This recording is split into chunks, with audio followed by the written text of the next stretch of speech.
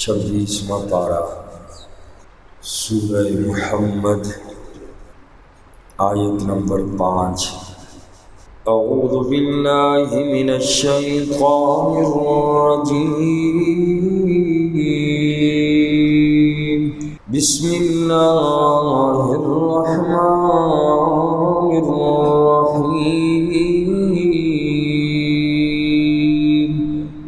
والذین قتلوا فی سبیل اللہ، اور وہ لوگ جو قتل کیے گئے اللہ کے راستے میں، فَلَن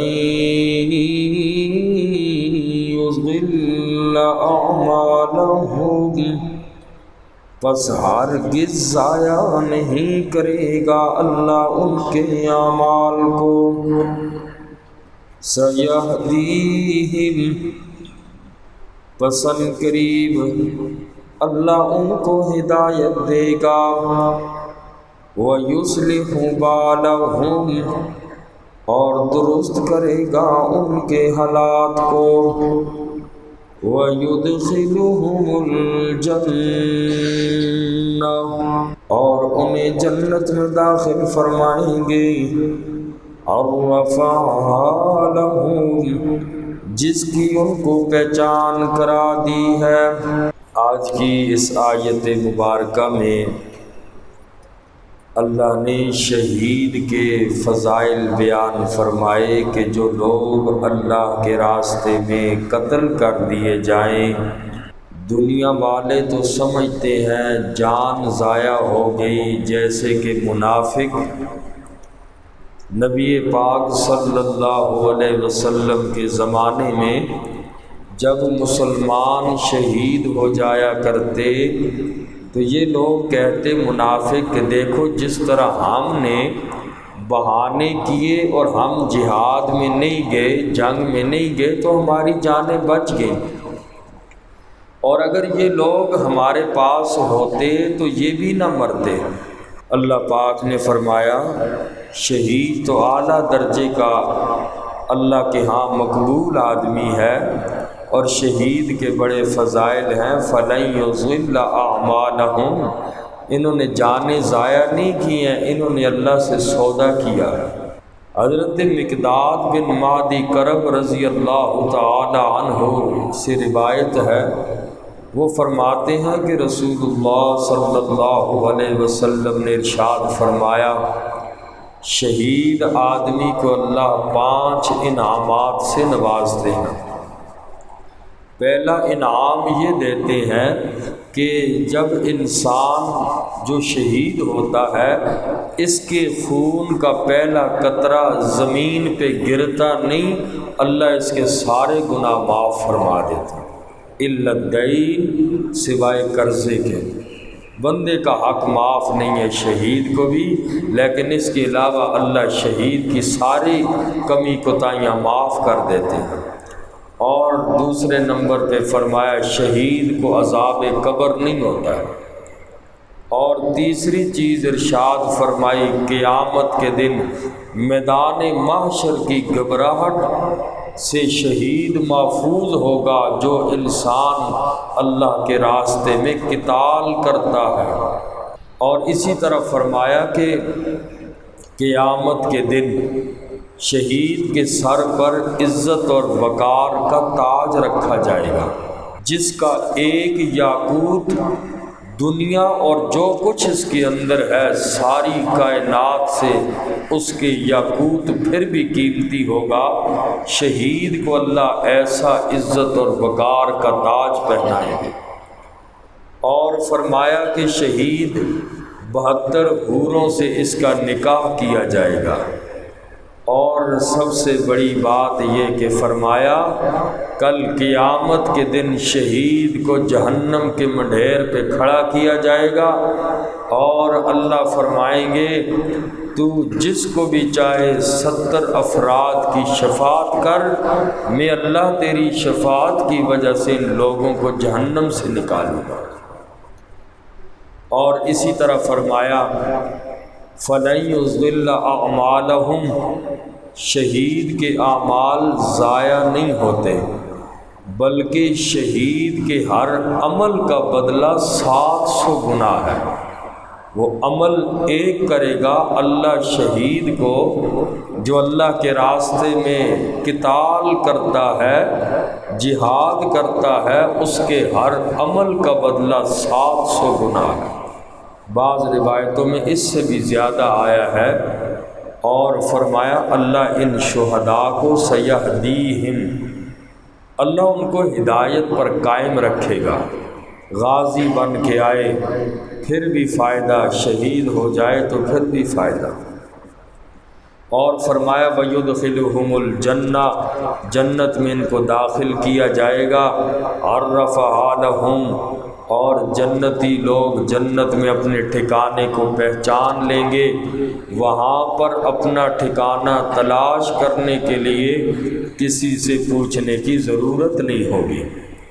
فرمایا وَالَّذِينَ قُتِلُوا فِي سَبِيلِ اللَّهِ، اور وہ لوگ جو قتل کیے گئے اللہ کے راستے میں، فَلَن يُضِلَّ أَعْمَالَهُمْ، پس ہرگز ضائع نہیں کرے گا اللہ ان کے اعمال کو۔ سَيَهْدِيهِمْ، ان قریب اللہ ان کو ہدایت دے گا۔ وَيُصْلِحُ بَالَهُمْ، اور ان کے حالات کو اللہ درست فرمائیں گے۔ وَيُدْخِلُهُمُ الْجَنَّةَ، اور انہیں جنت میں داخل کرے گا۔ عَرَّفَهَا لَهُمْ، جس کی ان کو پہچان کرا دی ہے۔ یا ایھا الذین آمنوا، اے ایمان والو، ان تنصروا اللہ، اگر تم اللہ کی مدد کرو گے، ینصرکم، وہ اللہ تمہاری مدد کرے گا۔ وَيُثَبِّتْ أَقْدَامَكُمْ، اور جما دے گا تمہارے قدموں کو۔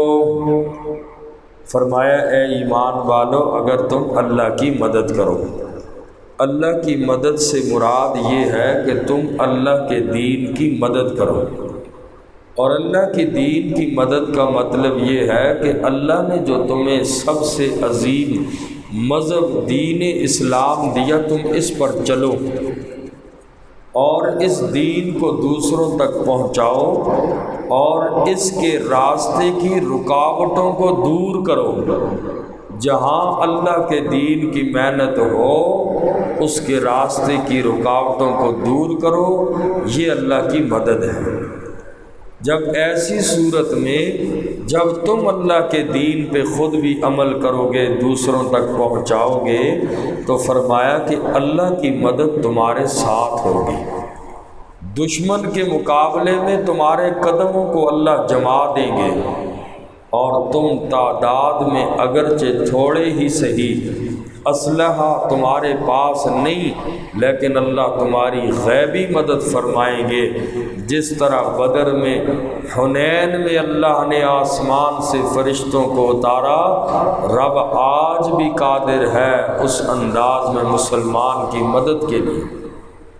شرط یہ ہے دین پر کاربند ہو جاؤ، اور وَأَنْتُمُ الْأَعْلَوْنَ إِن كُنتُم مُؤْمِنِينَ، اللہ کا وعدہ ہے قرآن میں، فرمایا مسلمانوں غالب تم ہی رہو گے، ان کنتم مؤمنین، اگر تم ایمان والے ہو، تمہارے اندر ایمان ہے تو غلبہ تمہیں میں اللہ نصیب کروں گا۔